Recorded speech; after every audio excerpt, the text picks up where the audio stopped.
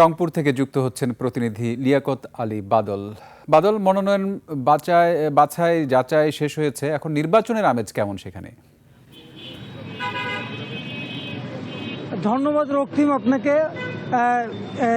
রংপুরে মনোনয়ন বাছাই গতকালই শেষ হয়েছে।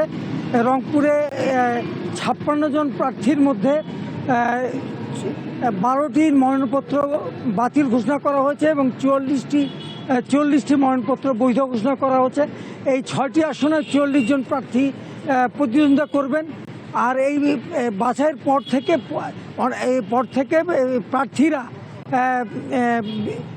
বিভিন্ন বাড়িতে যে এবার ভোট চাইছেন।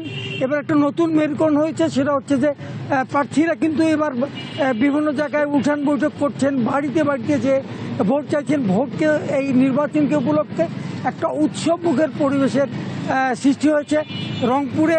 আমাদের এখানে আমার সঙ্গে এখানে আছেন রংপুর সদর 3 আসনের বিএনপির প্রার্থী শামসুজ্জামান শামু। আমরা এখন তার সঙ্গে কথা বলবো। কি অবস্থা আপনার? এই যে বিসমিল্লাহির রহমানির রহিম, আপনাকে ধন্যবাদ। আমাদের এই প্রিয় রংপুর, এই রংপুরের মানুষ এখন অনেক সচেতন হয়েছে।